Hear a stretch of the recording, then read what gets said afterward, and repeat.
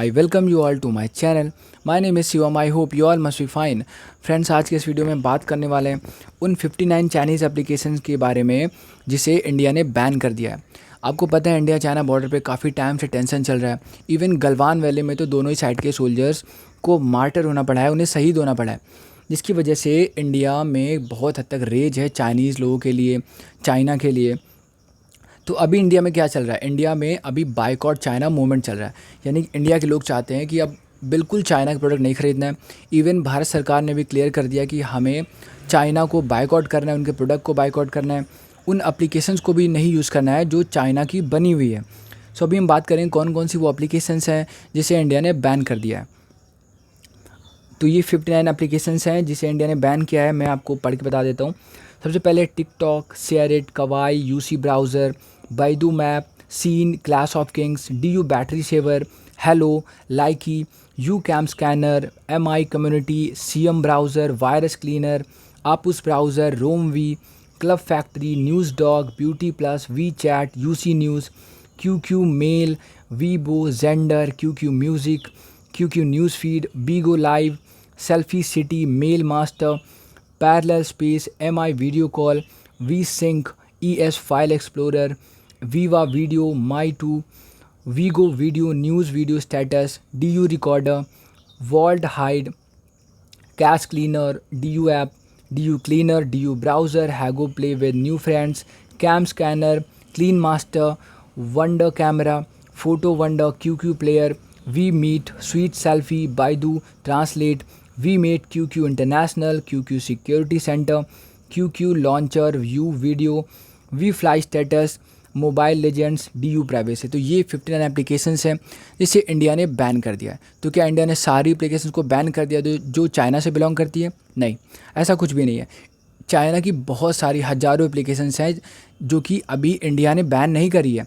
India ने मात्र कुछ गिनी चुनी 59 एप्लीकेशन को बैन किया है, जिससे लग रहा था कि ये थ्रेट है इंडिया के लिए, इंडिया के सिटीजन्स के डाटा के लिए ये थ्रेट है। इस वजह से इन मात्र कुछ पर्टिकुलर एप्लीकेशन को बैन कर दिया। इसके अलावा बहुत सारी और एप्लीकेशन है जो चाइना की है, लेकिन इंडिया ने उसे भी बैन नहीं किया है। जैसे कि पबजी भी चाइना का है और इंडिया तो बहुत ज़्यादा यूज़ करता है उसे, फिर भी उसे बैन नहीं किया गया।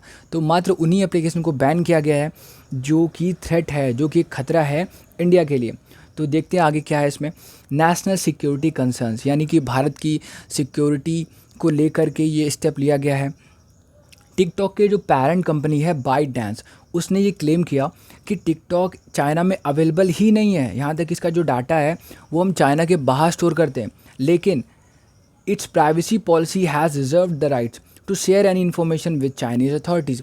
यानी कि जो इसके प्राइवेसी पॉलिसी है ना, वो एक ऐसी पॉलिसी है जिसमें हमें चाइना अगर मांगेगा, चाइना की जो अथॉरिटी है, चाइना की जो सरकार है, अगर वो मांगेगी हमें डेटा दो तो हमें देना पड़ेगा।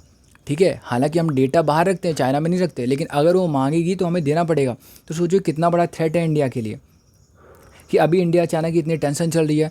अब कुछ भी कर सकता चाइना, भले वॉर ना करे। वॉर बहुत टाइप की होती है, ठीक है, ज़रूरी नहीं कि हम गन से उठाएं, बहुत सारे अलग वेज होते हैं लड़ाई लड़ने के। तो इंडिया यहाँ पे बहुत कुछ नुकसान कर सकता है थ्रू दीज एप्लीकेशंस। आगे देखते हैं। The government of India has band 59 application. India ने उन 59 एप्लीकेशन को बैन कर दिया जो कि लिंक हैं चाइना से, ताकि इंडिया की जो सोवरेनिटी है और सेफ्टी है उसे हम इंश्योर कर सकें।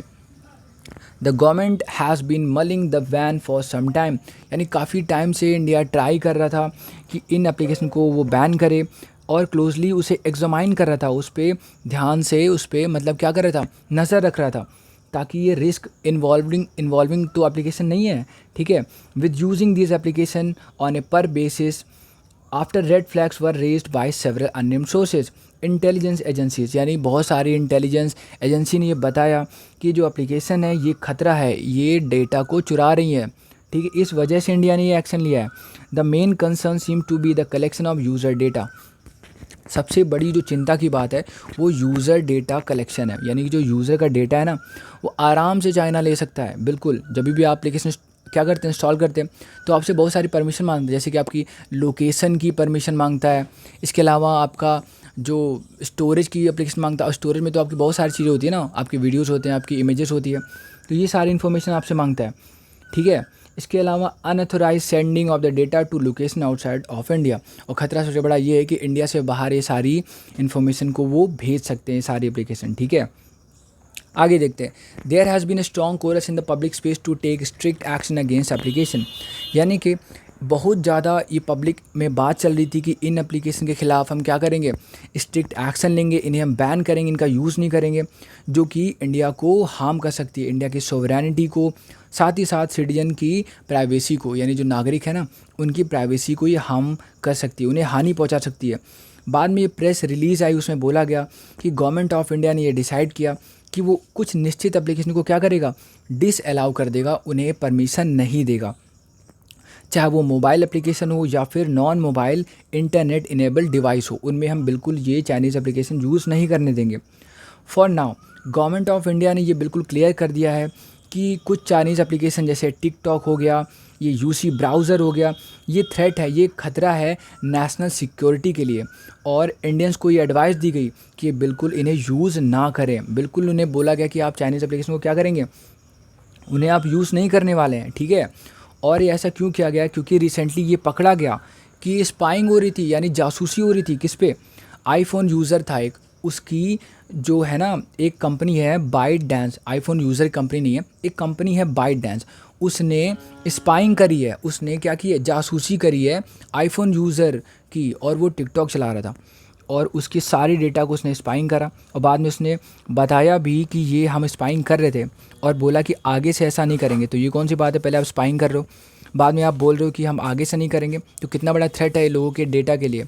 सो आई होप कि ये वीडियो आपको समझ में आया। Thank you so much for watching this. Please like the video and subscribe to channel.